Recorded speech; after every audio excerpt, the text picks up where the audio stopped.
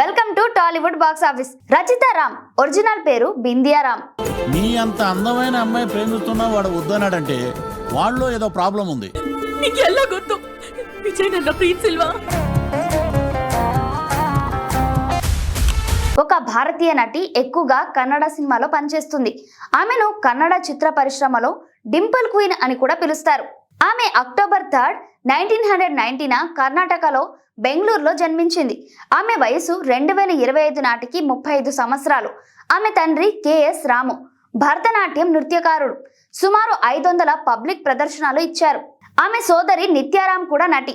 రచిత భరతనాట్యంలో శిక్షణ పొందిన నృత్యకారిణి. 50కి పైగా ప్రదర్శనలు ఇచ్చింది. విద్య మరియు బాల్యం. రచిత కర్ణాటకలో జన్మించినప్పటికీ ఆమె కుటుంబం మధ్యప్రదేశ్లోని భోపాల్ నుండి వచ్చింది. ఆమె బెంగళూరులో పెరిగింది మరియు అక్కడే విద్యాభ్యాసం చేసింది. ఆమె హిందూ కుటుంబానికి చెందినది. ఆమె విద్యాభ్యాసం గురించి ఎక్కువ సమాచారం అందుబాటులో లేదు, కానీ ఆమె నటన మరియు నృత్యంపై ఆసక్తి చిన్న వయసు నుంచి ఉంది. కెరియర్ ప్రారంభం. రచిత తన కెరియర్ను కన్నడ టెలివిజన్ సీరియల్ అరసితో ప్రారంభించింది. ఇందులో ఆమె రష్మి పాత్ర పోషించింది. ఆమె బెంకియల్లి అరలిద హూహు అనే సీరియల్లో తన సోదరి నిత్యారామ్తో కలిసి నటించింది. ఆమె ఇతర సీరియల్స్ లో కిక్ మరియు కామెడీ టాకీస్ కూడా ఉన్నాయి. టెలివిజన్లో విజయం సాధించిన తర్వాత ఆమె సినిమాల్లోకి అడుగుపెట్టింది. Cinema career. రచిత 2013లో కన్నడ చిత్రం బుల్బుల్తో సినీ రంగంలోకి అడుగుపెట్టింది. ఇందులో ఆమె దర్శన్తో జోడీగా నటించింది. ఈ చిత్రం వాణిజ్యపరంగా విజయవంతమైనది. ఆమె నటనకు విమర్శకులు కూడా ప్రశంసించారు. ఆమె డైలాగ్ డెలివరీ, బాడీ లాంగ్వేజ్ మరియు ఎక్స్ప్రెషన్స్ కు మంచి గుర్తింపు వచ్చింది. ఆమె తర్వాతి చిత్రాలు 2014 దిల్ రంగీలా, అంబరీష, 2015 రన్నా. ఇందులో ఆమె రుక్మిణి పాత్రలో నటించి ఫిల్మ్ఫేర్ క్రిటిక్స్ అవార్డు గెలుచుకుంది. రతవర 2016 చక్రవ్యూహ, జగ్గుదాదా, ముకుంద మురారి. 2017 పుష్పక విమాన్ భర్జరి.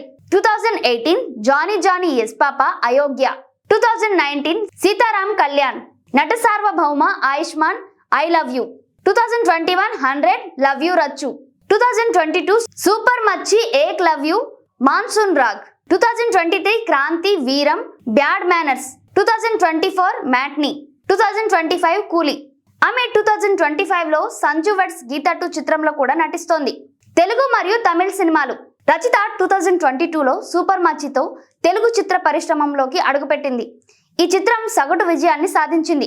2025లో ఆమె తమిళ చిత్రం కూలీలో రజనీకాంత్తో కలిసి నెగటివ్ పాత్రలో నటించింది. ఇది ఆమె కెరియర్ లో మొదటి నెగటివ్ రోల్. ఈ పాత్ర కథలో ఊహించని ట్విస్ట్ ను తీసుకొచ్చిందని అభిమానులు ప్రశంసించారు. మరియు ఆమెకున్న అవార్డులు: Filmfare critics award best actor Kannada, అది రన్నా 2015కి వచ్చింది.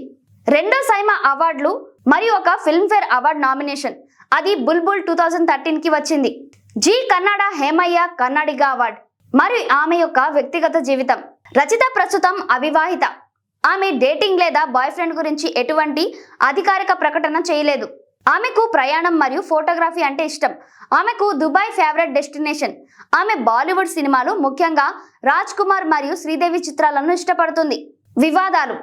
2014 బిపిన్ గౌడ్ అనే వ్యక్తికి రచిత 50,000 రుణం తిరిగి చెల్లించలేదని కేసు దాఖలు చేశాడు.